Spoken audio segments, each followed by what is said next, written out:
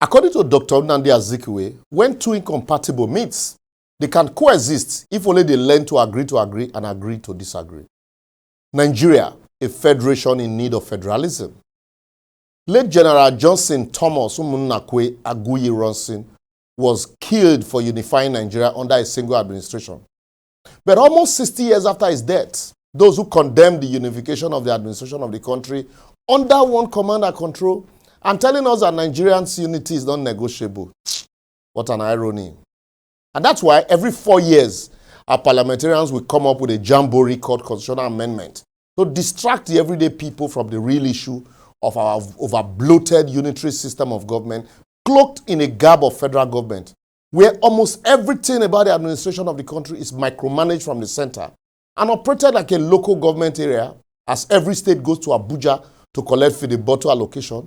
And even businessmen and women shuttle the same Abuja every Monday and return to their state on Fridays in search of rent and survival. Public infrastructures like quality healthcare, qualitative education, shelter, housing, including security and pipe-borne water, people enjoyed in the late 60s and 70s in this country don't collapse finish today. We end up drinking pure gutter in place of pure water, and we celebrate road construction for Abuja and yet think we are making progress. We deceive ourselves. Show me which prosperous country in the world operates the way we do and makes progress. Why are we so afraid to discuss our coexistence? Why are we afraid to retrace our step back to our regional coexistence and autonomy? We're a country of various nations, and no country survives where one ethnic group dominates the rest. No matter how we patch it, with time, it will break up and disintegrate if we don't take time. Czechoslovakia was made up of two ethnic groups. They broke up into Czech and Slovakia in 1993. How about Yugoslavia, of a country of 23.2 million people? That's less than the population of Lagos. They had 6 ethnic groups and eventually broke up into Bosnia, Herzegovina, Croatia, Macedonia, Montenegro, Serbia, and Slovenia. I don't even want to talk about Russia, USSR, because you can't even count the number of countries that it disintegrated into. Go to the United Kingdom. It's a country with 4 different nations. So they recognized their differences and created a regional autonomy for the 4 nations as Wales, Scotland, Ireland, and England. They are all countries within a country. Switzerland, Uko, is another example of a country with different ethnic groups as they operate a confederation and rotate the presidency through the 7 cantons that constitute the federated unit. And the language of the 4 ethnic groups are recognized as official language. How about the Canada that we are all rushing to these days? Go and verify. Outside Quebec and a section of Brunswick that are French-speaking, every other province is English-speaking. Yet the country is bilingual and each of the provinces is largely self-governing. Same way is the almighty America that we are quick to run to. Counties, which is the equivalent of local government, here in Nigeria, that is the government that is closer to people, manages their airport, their seaport, and major infrastructures at the local level, including roads, street lights, and local security.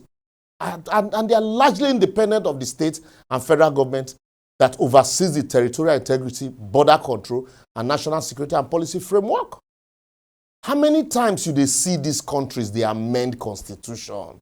Yet we think if we amend our constitution to create state policing for states that cannot even pay salaries or minimum wage, or even create more states to satisfy the whims and caprices of certain persons, while still retaining bogus power at the center, then we are the path of greatness.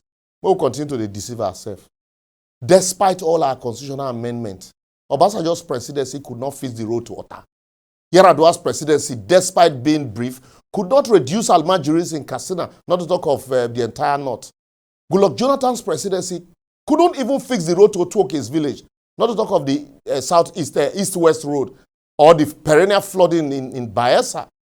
As popular as late President Buhari was, his government could not solve banditry in Daura, not to talk of the whole north, as most of them stopped going home. Abi has Tinubu's presidency removed area boys from Lagos, apart from enriching a few associates and cronies of his. They all could not because they were busy trying to micromanage everything from the center to the detriment of the unit.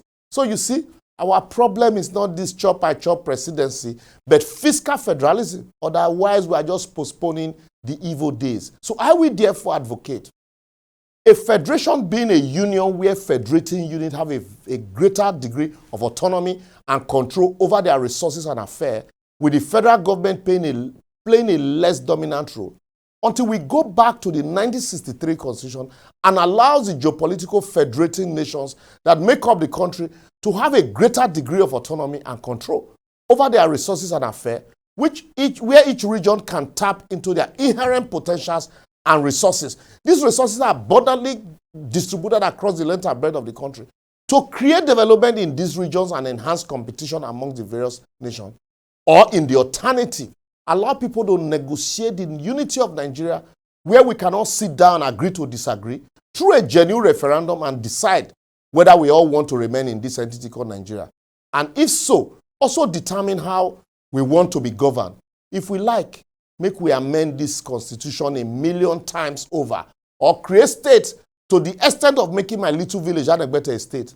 For as long as we keep operating this filibuster system of rent taking, while some people are having a feeling of monkey they walk, babu they chop, we'll never be able to overcome the myriad of challenges facing us. As we continue to find it difficult to overcome the illegal but officially condoned arms in the hands of killer headsmen, banditry, kidnapping, fraudster, unemployment, and poor infrastructure, no be juju, na common sense. I don't talk my own. Make I leave her here, so for you to think about until next week. Please feel free also to subscribe. Just like and share, but importantly, let me know what you think in the comment section. For you cannot micromanage a conglomeration of nations like Nigeria from one spot without most people feeling shortchanged. The only way out of it is through it. And the time to discuss those things we have refused to talk about is now. See you next week.